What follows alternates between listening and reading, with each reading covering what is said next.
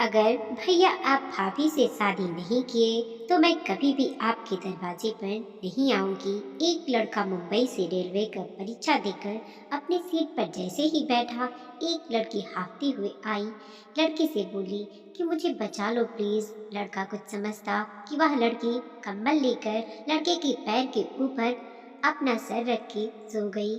काफी दूर जब ट्रेन निकल गई तो उस लड़की ने लड़के से पूछी कि यह ट्रेन कहाँ तक जाएगी। लड़के ने कहा लखनऊ तक। तब तक टीसी आया, बोला कि टिकट दिखाए। लड़की ने कहा कि आप लखनऊ तक का टिकट बना दीजिए। लड़का लखनऊ तक आते आते वह लड़के से घुल मिल गया था। ट्रेन जब लखनऊ स्टेशन पर रुकी तो उस लड़के ने बोला कि मैं इस शहर में नई हूँ, मेरे एक रिश्तेदार रहते हैं, लेकिन बैग में पता रखते समय भूल गई। आप 2-4 दिन अपने घर में मुझे रख लीजिए। लड़के ने कहा कि ठीक है। जब लड़का अपने घर पहुंचा, घर की बेल बजाई तो लड़के की बहन देखकर हैरान रह गई कि भैया परीक्षा देने गया था तो रिजल्ट भी साथ लाया है। लड़के ने लड़की की मजबूरी बताई, घर वाले राजी हो गए।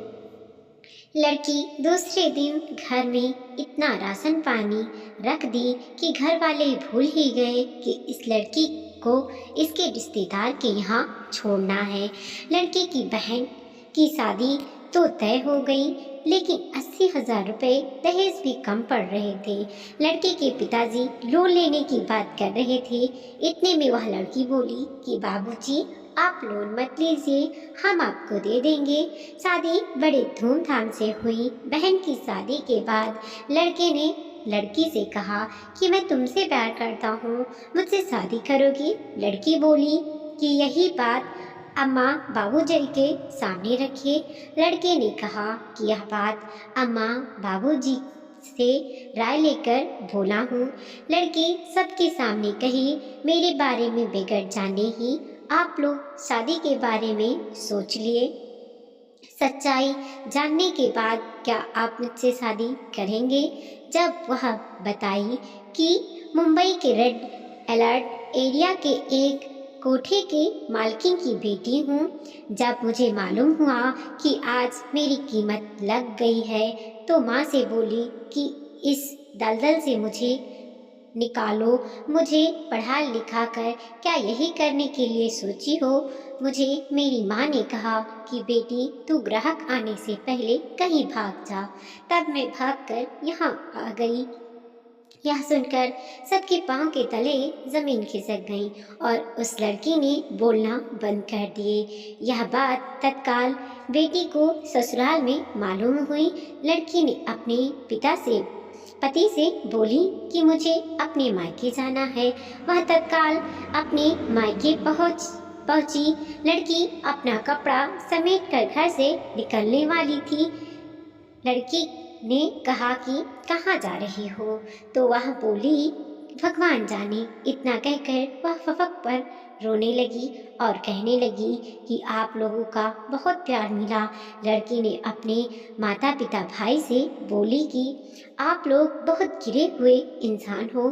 जब से भाभी घर में आई हैं, आज 2 साल से यह साग सब्जी राशन पानी लाई, तब गंदी नहीं थी।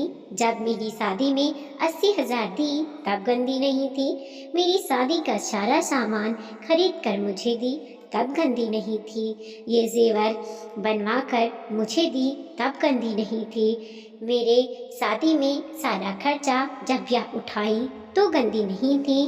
तब तो आप लोग प्रशंसा की पुल आप लोग बांधते थे कि यह बेटी नहीं साक्षात लक्ष्मी है। अगर भाभी की जगह आपकी बेटी होती तो आप मुझे भी घर से निकाल देते।